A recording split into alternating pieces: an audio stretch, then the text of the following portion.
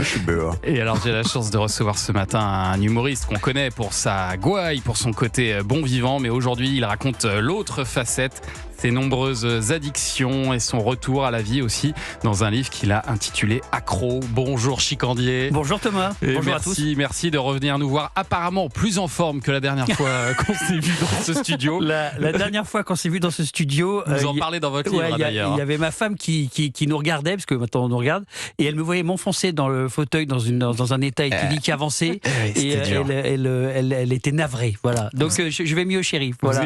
Je suis vivant, à la radio, tout va bien. Vous étiez venu avec Ophélie Meunier à l'époque pour parler de son elle me talk tenait show. la main, elle savait plus quoi faire. Heureusement qu'elle était là. Elle est adorable. Alors, on va se le dire. Ouais.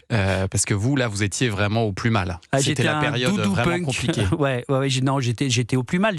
Il fallait que ça s'arrête. En fait, c'est ce que j'essaie d'expliquer. Pour moi, le plus dur, contrairement à la haine, ça a été la chute, pas l'atterrissage. Ouais. L'atterrissage, en fait, a été salvateur. J'ai dit, faut que ça s'arrête. C'est comme un mec en cavale. Quand ça s'arrête, finalement, c'est pas mal. On l'arrête. On dit, allez, c'est bon. Il a plus peur, il a plus d'angoisse, il a plus de stress. Et j'étais très content quand ça s'est arrêté. Et c'est assez incroyable ce que vous racontez dans votre livre, Chicandier. À cette époque, ça vous arrivait de jouer sur scène ivre-mort, d'insulter le public, ou carrément de pas aller au théâtre, de vous tromper de train aussi, de vous réveiller dans la mauvaise ville. Vous partiez complètement en vrille. Vous écrivez même, il m'arrivait de sortir en slip et porte-jartel dans les rues, devant le Moulin Rouge, de boire avec des clochards à qui j'apportais des bouteilles. On a presque du mal à le croire quand on dit ça. C'est Keith Richards, mais sans le talent. Et au milieu de ça, vous arrivez à nous faire marrer quand même. Mais même dans votre écriture, parce que vraiment, il y a des formules qui sont incroyables.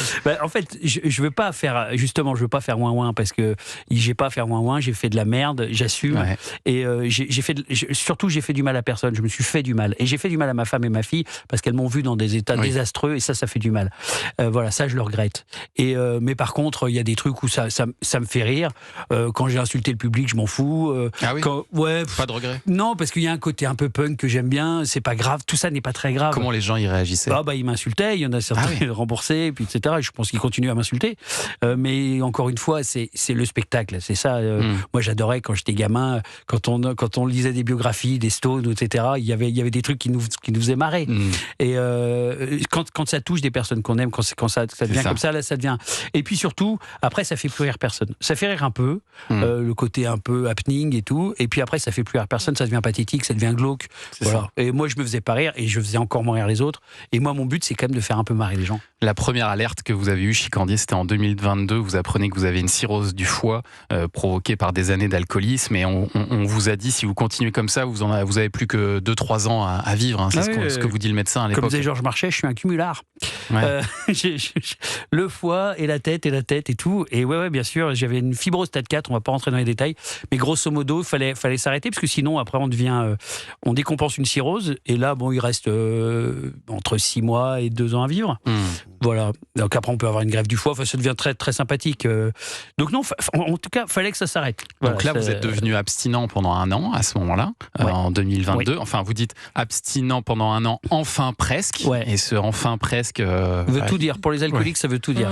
Le enfin presque, je bois un petit peu de temps en temps. Ça marche pas, ça. Quand on est alcoolique, en tout cas, de mon acabit, ça ne fonctionne pas.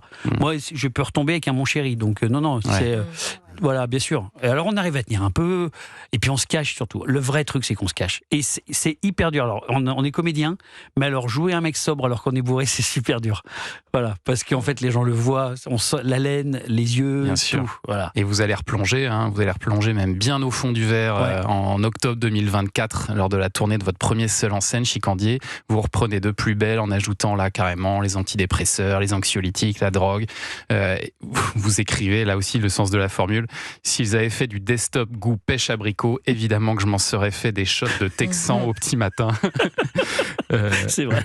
Vous vous êtes même mis à aller dans les cercles de poker, histoire de vraiment tout perdre. Ouais, je voulais tout essayer. comme disait Dostoïevski, l'adrénaline est dans la perte. Je crois que c'est simplement une perte de contrôle de soi, c'est de l'autodestruction, c'est des pulsions de mort. Toutes les pulsions d'addiction sont des pulsions de mort. Et je voulais aller jusqu'au bout. En fait, je pense que je voulais crever à un moment donné. C'est ça. Et heureusement qu'il y a une main tendue, même plutôt 4, que sont ma femme et ma fille, et qui disent mais en fait on t'aime, voilà. Et quand on dit qu'on t'aime et que peut-être qu'il y a un truc à sauver, c'est pas mal. Et il faut s'aimer un tout petit peu, et puis il faut se redresser sur ses petites pattes. Et ça a été ça l'électrochoc, c'est le jour où votre épouse vous a dit ta fille veut plus parler. C'est ma fille, c'est ma fille qui voulait plus me parler. Et ma fille, c'est tout. Ouais. Donc là, c'était impossible. En plus, moi qui ai vécu ce syndrome d'abandon et tout, en fait, je retourne là-dedans comme un connard. Oui, maintenant, c'est moi le connard. Ouais, c'est pas possible. Ouais. Impossible. Et donc, vous avez réussi à remonter cette pente et à revenir en forme aujourd'hui. Et vous le racontez tout ça aussi dans votre livre Accro. On va en parler dans un instant. Puis on va aussi donner la parole à Olivier Benkemoun. Vous nous parlez de quoi ce matin, Olivier? D'un film avec Sandrine Kiberlin et Pierre Lotin. Je vous assure oui. Il paraît que c'est très réussi, ça. Ouais.